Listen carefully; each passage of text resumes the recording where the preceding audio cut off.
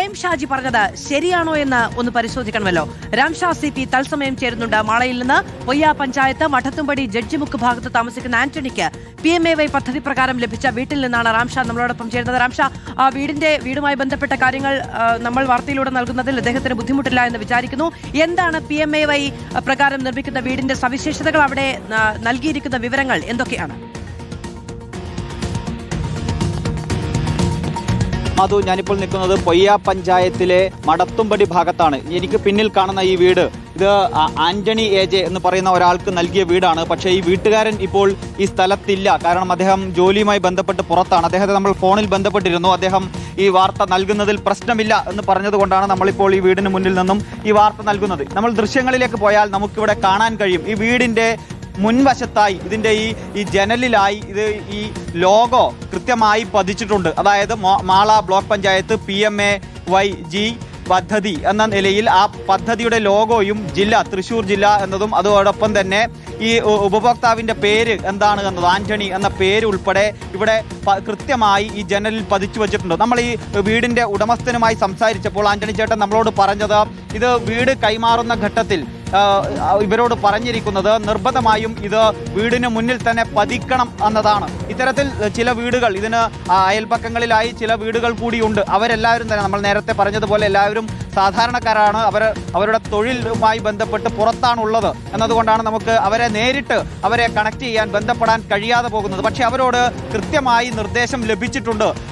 വീടിന് മുന്നിൽ ഇത്തരത്തിൽ ഈ ലോഗോ പതിക്കണം എന്ന് പഞ്ചായത്തിന്റെ ഭാഗമായി, ഇതിന്റെ ഈ പദ്ധതിയുടെ ഭാഗമായി എത്തിയ ഉദ്യോഗസ്ഥർ കൃത്യമായി ഇവരോട് പറഞ്ഞിട്ടുണ്ട് എന്നതാണ് നമുക്ക് മനസ്സിലാക്കാൻ കഴിയുന്നത്. അത്തരത്തിൽ തന്നെയാണ് ഈ ആന്റണി ചേട്ടൻ നമ്മളോട് പറഞ്ഞതും. അത് ഇനി എത്ര വർഷം കഴിഞ്ഞാലും ഇത് ഇവിടെ തന്നെ കാണണം എന്ന നിലയിൽ തന്നെയാണ് ഇവരോട് പറഞ്ഞിരിക്കുന്നത് എന്നതാണ് നമ്മളോട് ഈ ആന്റണി ചേട്ടൻ ഉൾപ്പെടെ പറയുകയും ചെയ്തത്. നമ്മൾ ഈ പദ്ധതിയുമായി ബന്ധപ്പെട്ട ചില ഉദ്യോഗസ്ഥരുമായി സംസാരിച്ചു. അപ്പോൾ അവരും പറയുന്നത് സെൻട്രൽ ഗവൺമെന്റിന്റെ, കേന്ദ്ര സർക്കാരിന്റെ ചില ഉദ്യോഗസ്ഥർ ഒരു സോഷ്യൽ ഓഡിറ്റിംഗ്, നമുക്ക് നേരത്തെ ഈ ഗ്രാമീണ തൊഴിലുറപ്പ് പദ്ധതിയുമായി ബന്ധപ്പെട്ടൊക്കെ നമ്മൾ കേട്ടിട്ടുണ്ട് സോഷ്യൽ ഓഡിറ്റിംഗ്. ആ സോഷ്യൽ ഓഡിറ്റിംഗിന്റെ ഭാഗമായി ചില ഉദ്യോഗസ്ഥർ, കേന്ദ്ര സർക്കാരിന്റെ ഉദ്യോഗസ്ഥർ ഈ വീടുകളിൽ സന്ദർശനം നടത്തും, പരിശോധിക്കും. അങ്ങനെ പരിശോധിക്കുമ്പോൾ ഈ വീടിന്റെ മുന്നിൽ ഇത്തരത്തിൽ ഈ ലോഗോ പതിച്ചിരിക്കണം എന്നതാണ് കർശനമായ നിർദ്ദേശം ഇവർക്ക് ലഭിച്ചിട്ടുള്ളത് എന്നതാണ്. നമുക്ക് അറിയുന്നത് പോലെ ഈ പദ്ധതിയുമായി ബന്ധപ്പെട്ട് വീട് ലഭിക്കുന്ന ആളുകൾക്ക് 3-4 ഗഡുക്കളായിട്ടാണ് പണം ലഭിക്കുക. ആദ്യം ഈ വീടിന്റെ തറ നിർമ്മിച്ചു കഴിഞ്ഞാൽ അതിന് ഒരു ഗഡു ലഭിക്കും.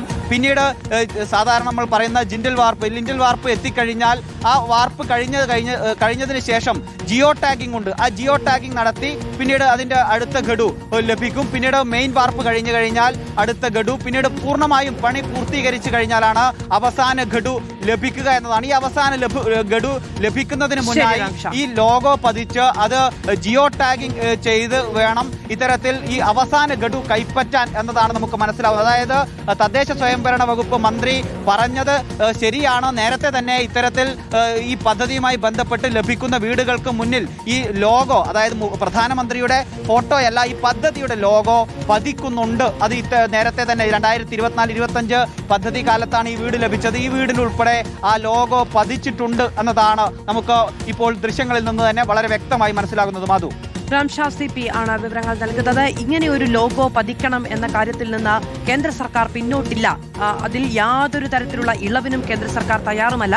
നമ്മളാണ് അതുമായി ബന്ധപ്പെട്ടൊരു എതിർപ്പ് മുന്നോട്ട് വെച്ചത്. ആ കാര്യം വലിയ ചർച്ചയായി വരികയും ചെയ്തു. അതിനിടയിലാണ് എം ഷാജിയുടെ ഭാഗത്തുനിന്ന് അങ്ങനെ ഒരു പ്രതികരണം വരികയും വലിയ വിമർശനങ്ങൾ ഉണ്ടാവുകയും ചെയ്തു. നമ്മളിപ്പോൾ രാംഷാ പരിശോധിച്ച നമ്മളോട് വിവരങ്ങൾ പറഞ്ഞു തന്ന വീടിന് മുന്നിൽ ഒരു യെല്ലോ കളർ ഒരു സ്റ്റിക്കർ പതിപ്പിച്ചിരിക്കുന്നത് നമ്മൾ കണ്ടു. അതുമായി ബന്ധപ്പെട്ട വിശദാംശങ്ങൾ, നമ്മൾ എത്ര പേർക്ക് നമ്മുടെ വീട്ടിൽ അങ്ങനെ ഒരു പദ്ധതി പ്രകാരം കിട്ടിയ വീടാണ് എന്ന സൂചന വിളിച്ചു പറയുന്ന ഒന്ന് വേണം എന്ന കാര്യത്തിൽ യാതൊരു പ്രശ്നവുമില്ലാത്ത ആളുകളുണ്ട് എന്ന് നമുക്കൊന്ന് സ്വയം പരിശോധിക്കാം. നമ്മൾക്ക് ഈ അധികാര സ്ഥാനത്ത് ഇരിക്കുന്ന ആളുകളെ പലപ്പോഴും സാധാരണ സാഹചര്യങ്ങൾ പറഞ്ഞ് മനസ്സിലാക്കാൻ കഴിയാത്ത ഒരു പ്രശ്നം ഉണ്ടാകുന്നുണ്ട്. പക്ഷെ നമുക്ക് സ്വയം ചിന്തിക്കാം, അല്ലേ? അപ്പോൾ പ്രിയപ്പെട്ട പ്രേക്ഷകർക്കടക്കം ചിന്തിക്കാവുന്നതാണ്, നമ്മളിൽ എത്ര പേർക്ക് അത് സ്വീകാര്യമായിരിക്കും എന്ന ഒരു ചോദ്യമുണ്ട്.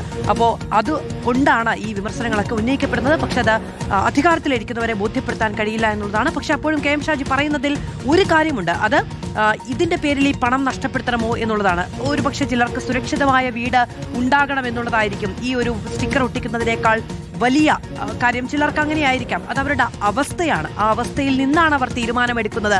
കൺസെന്റ് അങ്ങനെയാണല്ലോ, ഒരവസ്ഥയിൽ നിന്ന്, ഒരു നിർഭാഗ്യകരമായ നിസ്സഹായമായ അവസ്ഥയിൽ നിന്ന് എടുക്കുന്ന അവരുടെ ഒരു തീരുമാനത്തെ നമുക്ക് അങ്ങനെ കൺസെന്റ് എന്ന നിലയ്ക്ക് കാണാനും കഴിയില്ല എന്നുള്ളത് കൊണ്ടാണ്, മാറ്റങ്ങൾ ഉണ്ടാകണം എന്നുള്ളത് കൊണ്ടാണ് വിമർശനങ്ങളും ഉണ്ടാകുന്നത്.